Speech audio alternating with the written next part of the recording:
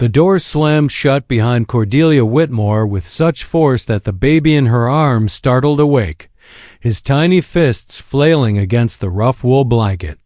Rain pelted her face as she stood on the front porch of what had been her home just moments before, clutching her 3-week-old son while her late husband's brother Ezekiel hurled her meager possessions into the mud.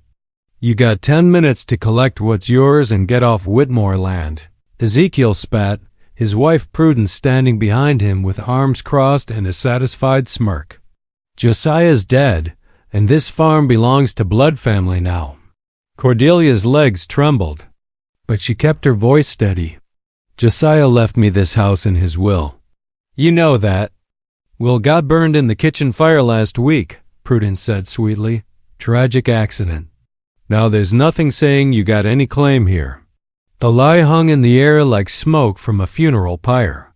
Cordelia had seen Prudence slip into Josiah's study the day after the burial, had heard the crackle of papers in the fireplace. But proving it now, alone with a newborn and no allies, seemed impossible. Thunder cracked overhead as Cordelia gathered what she could, a few dresses, the silver locket her mother had given her, and the leather-bound journal where Josiah had recorded his thoughts about farming and, in the final entries, his fears about leaving her alone. Everything else that mattered lay scattered in the churning mud of the yard. "Please," she whispered, hating herself for begging, "at least let me stay until the storm passes." "The baby, that bastard's not Josiah's," Ezekiel growled. "Born too soon, looks nothing like our blood. You probably don't even know who the real father is." The accusation hit like a physical blow.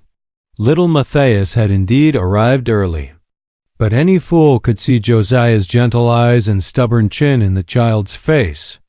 The Whitmores simply chose blindness over decency. As Cordelia stumbled away from the farmhouse where she'd spent 2 happy years as a wife, she noticed a figure on horseback watching from the ridge above.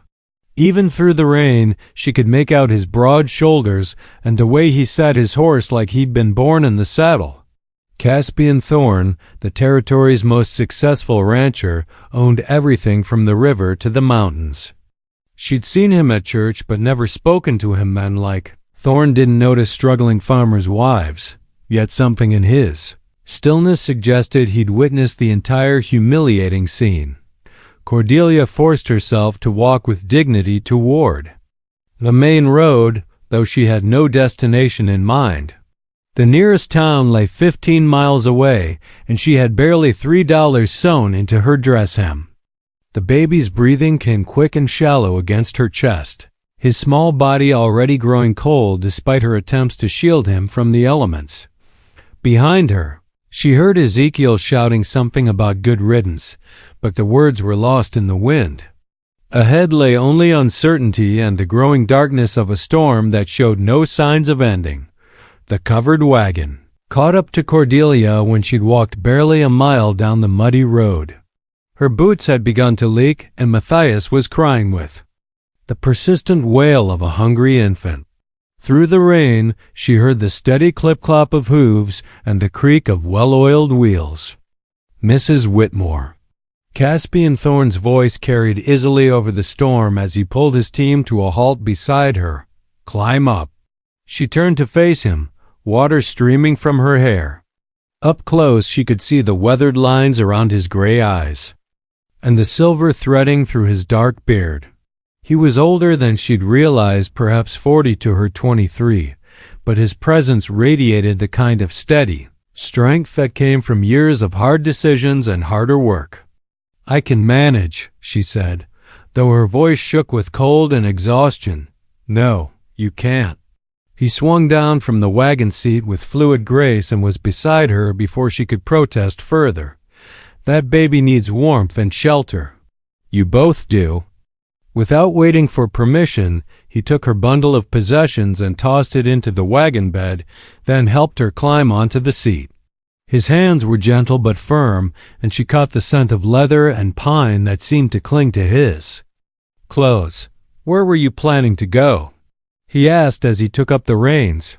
Cordelia adjusted Matthias in her arms, grateful for the wagon's partial protection from the rain. I haven't decided. The widow Morrison takes in washing sometimes. You could ask there. She nodded, though the thought of becoming a charity case made her stomach clench. The Morrisons lived in a one-room shack near the creek, barely scraping by themselves. Adding another mouth to mouths would stretch their resources beyond breaking.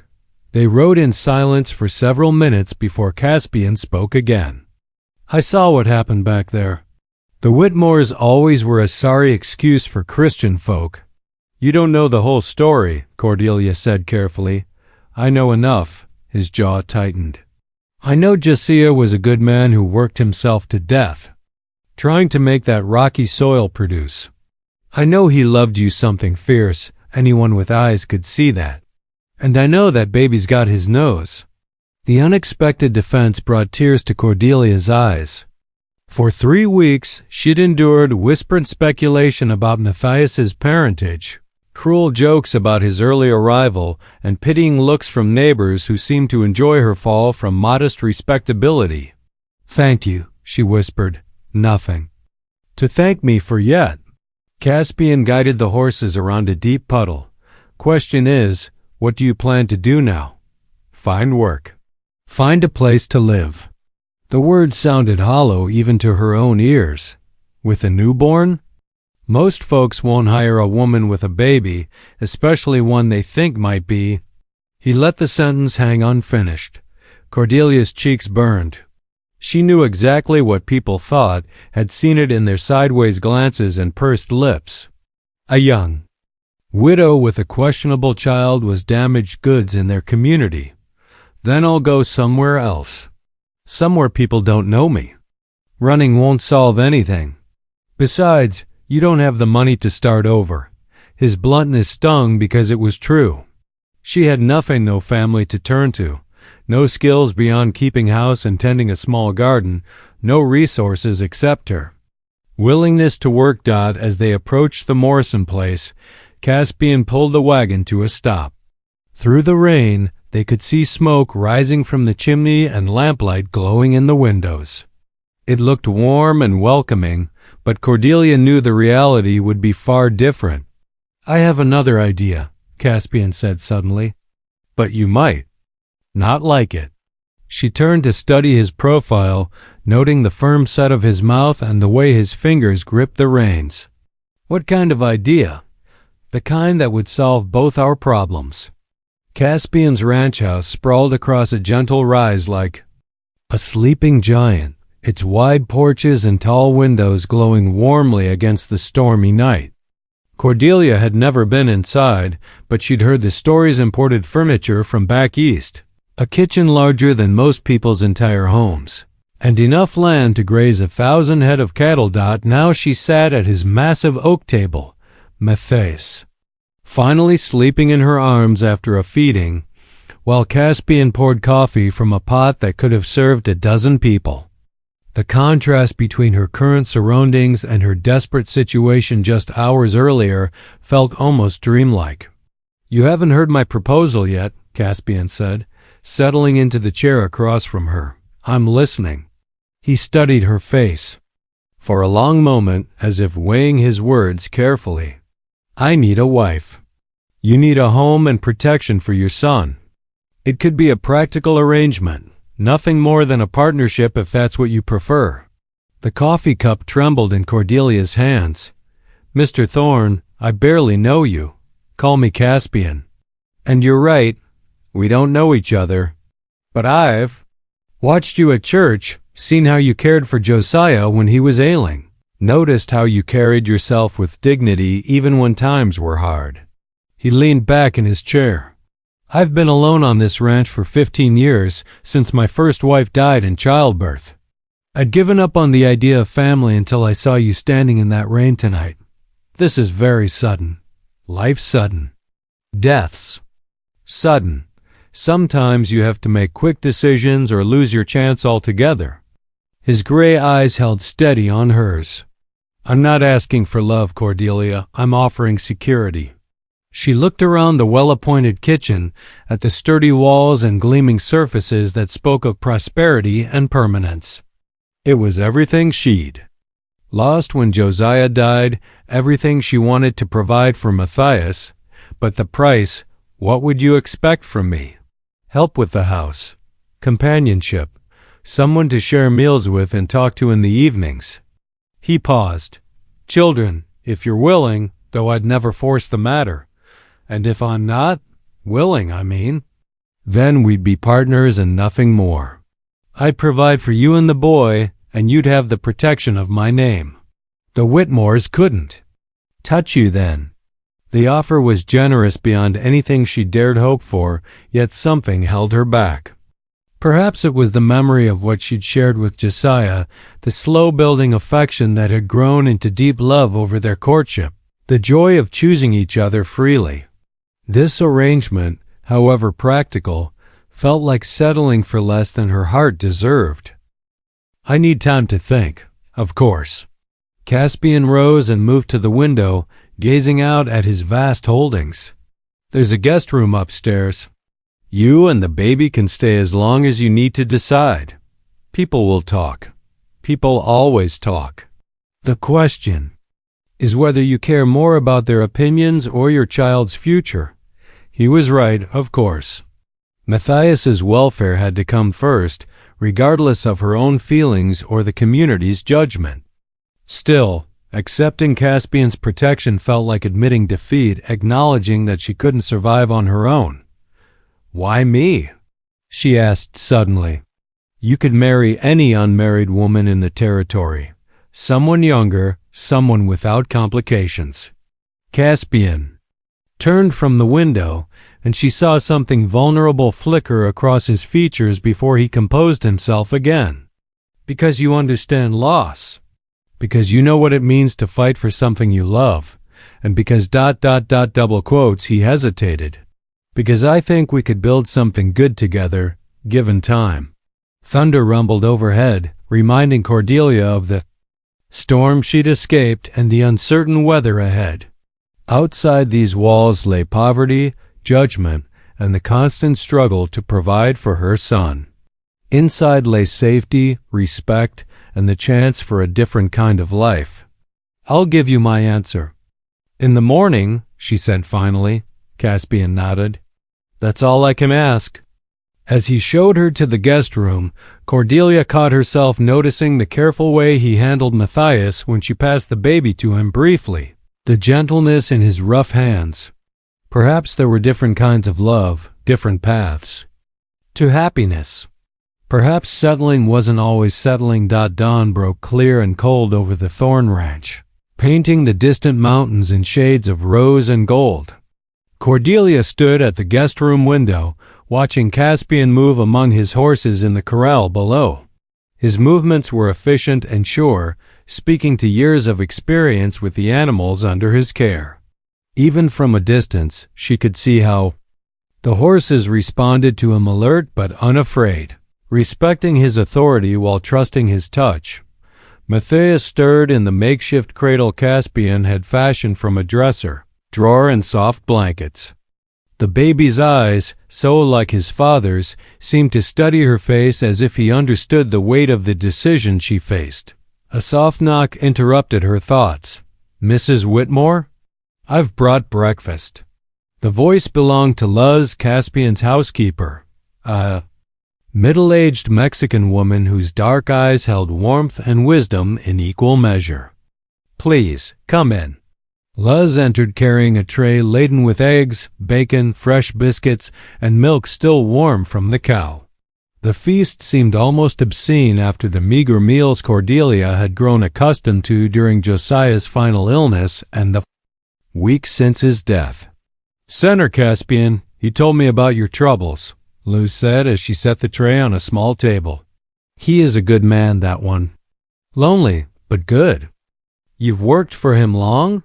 12 years now, since my husband died and left me with nothing. Luz's weathered hands smoothed the bed cover with practiced care. He gave me work when no one else would hire a Mexican widow. Gave me a home, respect, a reason to wake up each morning. The parallel wasn't lost on Cordelia. He seems to have a habit of helping lost women. He helps where help is needed, no more, no less. Luz moved to the window and pointed toward a small cemetery on a hill, overlooking the ranch. His first wife, she's buried there, Isabella. She died trying to give him a son 15 years ago. The baby, too. Cordelia's heart clenched with unexpected sympathy. How terrible. After that, he threw himself into building this place. Made it the biggest, most successful ranch in 3 territories. But success, it doesn't keep you warm at night or laugh at your jokes over dinner. Luz turned back to face her. You could heal something in him that's been broken a long time. Or I could make it worse. What if I can't love him the way he deserves? Love grows, Mia, like plants in good soil with enough water and sun. You just have to be willing to tend it. After Luz left, Cordelia fed and changed Matthias, then sat down to the first proper meal she'd had in weeks. Each bite reminded her of what security could provide, not just for herself, but for her son.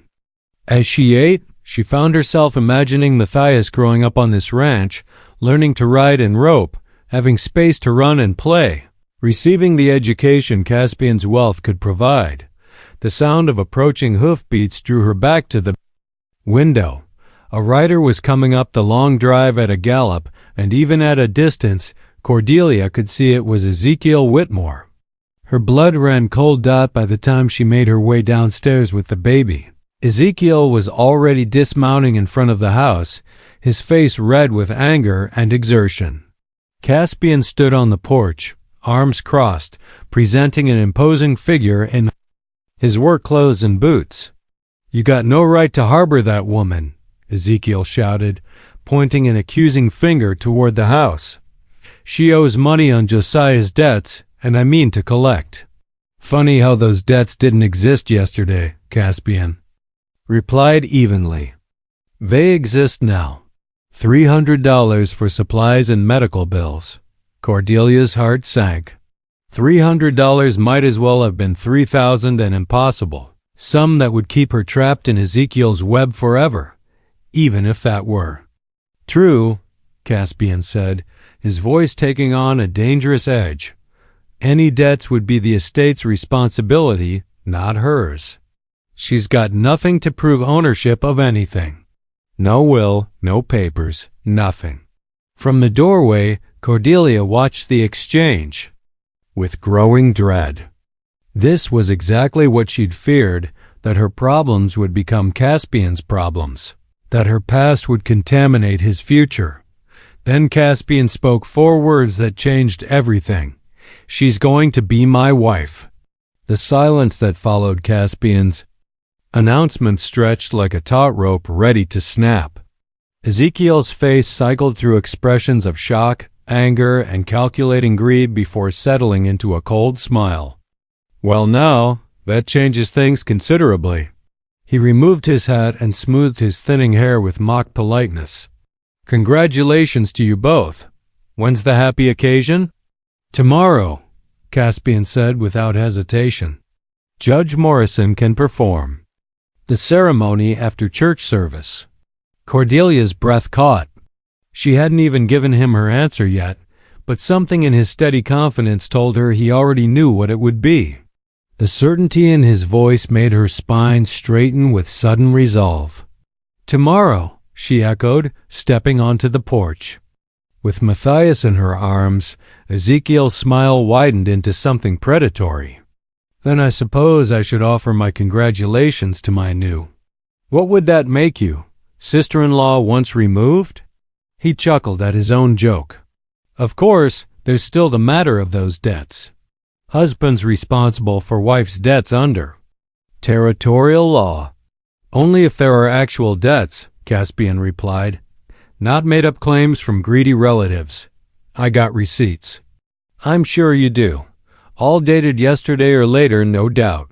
Caspian descended the porch steps with deliberate slowness. Though Ezekiel was taller, something in the rancher's bearing made him seem to tower over the other man. "Here's what's going to happen. You're going to ride back to that farm you stole and stay there. If I hear you've been bothering my wife or spreading lies about her or the baby, you'll answer to me personally. You threatening me, Thorne?" "Just making my position clear." Caspian's voice remained level, but his hands hung loose at his sides in a way that suggested he'd be ready for trouble. "I protect what's mine." Ezekiel remounted his horse with less swagger than he'd shown upon arrival. "Fine, but don't come crying to me when you figure out what kind of woman you're really marrying." He wheeled his horse around and spurted into a gallop, disappearing down the drive in a cloud of dust. Caspian watched until he was out of sight, then turned to Cordelia. "I hope you don't mind that I presumed your answer." "Actually, I do mind." She saw uncertainty flicker in his gray eyes and felt a small surge of satisfaction. A woman likes to be asked properly, especially when it comes to marriage proposals. Understanding dawned on his face, followed by something that might have been relief. He removed his hat and held it against his chest, then dropped to one knee on the porch steps. "Miss Cordelia Whitmore, would you do me the honor of becoming my wife?" Looking down at him, this successful, respected man kneeling before her while she stood holding another man's child, Cordelia felt the last of her reservations crumble. Not because she had no choice, but because she finally understood that sometimes the best choices came disguised as practical necessities. "Yes, Mr. Thorne, I will." He rose and took her free hand, bringing it briefly to his lips in a gesture both formal and intimate. "Thank you." The rest of the day passed in a whirlwind of preparations. Luz produced a trunk of clothing that had belonged to Isabella, insisting that Cordelia take whatever fit and could be altered in time for the ceremony. To Cordelia's surprise, Isabella had been nearly her size, and several dresses required only minor adjustments. She would want them worn again, Luz said firmly when Cordelia protested. Better they should see happiness than gather dust. Word of the impending marriage spread quickly through the small community. By evening, visitors had begun arriving to offer congratulations and satisfy their curiosity. Reverend Michaels came to discuss the ceremony details. Dr. Patterson stopped by to check on Matthias and declare him a fine, healthy boy. Even Judge Morrison and his wife made an appearance, bringing a basket of preserves and bread. Through it all, Caspian remained at Cordelia's side, introducing her as his intended with quiet pride. She watched him interact with her guests, respectful. To the Reverend, patient with the judge's wife's endless questions about wedding arrangements, gentle with the children who came along with their parents. This was the man she would marry tomorrow, she realized. Not just the successful rancher or the lonely widower, but the complete person revealed in a dozen small interactions. That evening, as the last visitors departed, Caspian found her on the front porch. Matthias slept in her arms, finally content after a day of being passed between admiring neighbors. "Having second thoughts?" he asked, settling into the chair beside hers. "Third and fourth thoughts too," she smiled to soften the words. "But not changing my mind." "Good, because I've been thinking about names." "Names? For the baby." "Matthias is fine, but he'll need a surname tomorrow. I'd like him to be a Thorne officially, if you're agreeable." The offer touched her more deeply than all his practical promises of security and protection. "You'd do that? Claim him as your own?" "He will be my own. From tomorrow on, you're both my family." Caspian reached out to touch the baby's tiny fist, where it had worked free of the blanket. "I never got to hold my own son. Maybe this is God's way of giving me a second chance." The morning of the wedding dawned crisp and bright, with a kind of crystalline sky that made the mountains look close enough to touch. Cordelia stood before the mirror in what would soon be her bedroom, adjusting the ivory silk dress that had once been Isabella's wedding gown. Luz had worked through the night to alter it, taking in the waist and shortening the sleeves, adding new lace at the collar to freshen its appearance.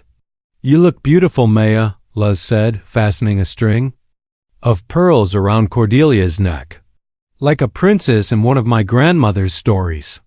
Cordelia hardly recognized herself. The past weeks of worry and poor eating had left her thin, but the dress's elegant cut made her look ethereal rather than gaunt. Her dark hair, washed and pinned up with Isabella's pearl combs, caught the morning light streaming through the windows. "Do you think she would mind? Isabella, I mean. Me wearing her dress, living in her house, raising a child in the nursery she never got to use?" Luz's weathered hand stilled on the pearl clasp. "I think she would be glad." She wanted Senator Caspian to be happy.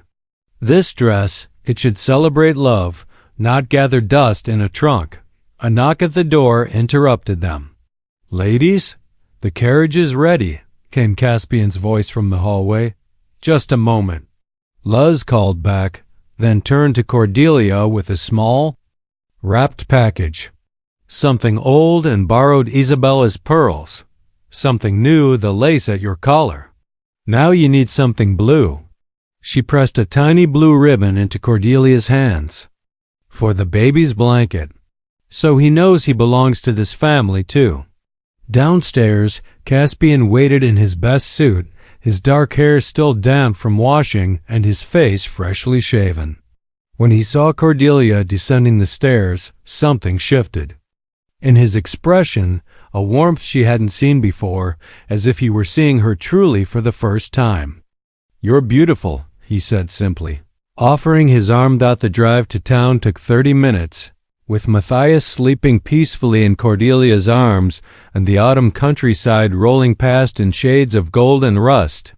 Other families were making their way to Sunday service, and Cordelia noticed how many of them waved or called out congratulations. Whatever gossip had circulated about her hasty marriage, it seemed to be largely positive. "Nervous?" Caspian asked as they approached the white-painted church. "Terrified," she admitted, "but not about marrying you. About whether I can be the wife you need. You already are. Everything else we'll figure out as we go." The ceremony itself was simple but meaningful. Reverend Michaels spoke about partnership and commitment, about building a life together through both joy and sorrow. When the time came for vows, Caspian's voice was steady as he promised to love and protect both Cordelia and Matthias for as long as he lived. Her own vows came from the heart, a promise to be a true partner, to help him build something lasting and good. When the Reverend pronounced them husband and wife, Caspian's kiss was gentle and brief, appropriate for their public setting. But Cordelia felt the promise of deeper intimacy in the way his hand lingered on her cheek, the way his eyes held hers for a long moment, before they turned to face their well-wishers. The reception at the church hall was livelier than either of them had expected. It seemed half the county had turned out to wish them well, bringing gifts of food, household items, and good wishes. Mrs. Patterson had made an elaborate cake, and Judge Morrison offered a toast that compared marriage to breaking wild horses, requiring patience, persistence, and mutual respect. Through it all, Cordelia found herself watching her new husband interact with their guests. She saw how the other ranchers sought his advice on cattle prices and water rights, how the women fluttered around him but kept a respectful distance now that he was married, how the children gravitated toward his quiet strength. This was a man respected by his community, she realized. By marrying him, she'd gain not just security but standing. Late in the afternoon, as they prepared to leave for home, old Mrs. Henley approached with a knowing smile. "You've got yourself a good one there, dear." Caspian Thorns had every unmarried woman within 50 miles setting her cap for him these past 5 years. "Smart of you to snap him up quick." "I hardly snapped him up," Cordelia protested. "It all happened so fast. Sometimes the best things do." My Harold proposed to me 3 days after we met, and we had 42 happy years together before the Lord called him home." Mrs. Henley patted Cordelia's arm. "Trust an old woman who's seen plenty of marriages. That man of yours looks at you like you hung the moon. Whatever brought you two together, it's going to work out just fine." As their carriage rolled back toward the ranch in the golden light of late afternoon, Cordelia allowed herself to hope that Mrs. Henley was right. Beside her, Caspian held baby Matthias with increasing confidence, pointing out landmarks and talking to the infant as if he could understand every word. "Look there, son. See that creek? That's where the best fishing is. I'll teach you to cast a line as soon as you're old enough to hold a rod." "Son." The word came so naturally that Cordelia wondered if Caspian even realized he'd said it. But the warmth in her chest told her that whatever the future held, they were already becoming a family. 6 months later, Cordelia stood in the kitchen doorway watching her husband teach their son, for she had come to think of Matthias that way, to sit up on his own. The baby gurgled with delight each time he toppled over into Caspian's waiting hands, and the sound of her husband's laughter filled the warm spring air. The changes in both men amazed her. Matthias had grown plump and healthy, his dark eyes bright with intelligence and mischief. He'd taken his first tentative steps just last week, clutching Caspian's fingers for support as he wobbled across the parlor floor. But the changes in Caspian were equally remarkable. The quiet, somewhat stern man she'd married had revealed a playful side that emerged whenever Matthias was around, and the lines of loneliness around his eyes had softened into something approaching contentment. Their marriage had evolved gradually from polite partnership into something deeper. It began with shared conversations over evening meals, progressed to comfortable silences while they read by the fire, and culminated 3 months ago in a gentle courtship that led to his moving from the guest room into the master bedroom they now shared. Their physical intimacy had grown naturally from mutual respect and genuine affection, not the passionate love she'd shared with Josiah, perhaps, but something steadier and more enduring. "Mrs. Thorne, there's a rider coming, Luz," called from the front porch. Cordelia recognized Dr. Patterson's buggy as it approached the house. The doctor had become a regular visitor, not just for professional reasons, but because he developed a fondness for Caspian's excellent whiskey and Luz's cooking. Today, however, his expression was more serious than usual. "Good afternoon, Doc," Caspian called, lifting Matthias to his shoulder. "What brings you out our way?" "Official business, I'm afraid." Dr. Patterson climbed down from his buggy with the careful movements of a man fighting arthritis. "There's been some trouble in town. Ezekiel Whitmore has been spreading stories about the boy's parentage again, claiming he's got proof that Josiah wasn't the father." Cordelia felt ice forming in her stomach. "What kind of proof?"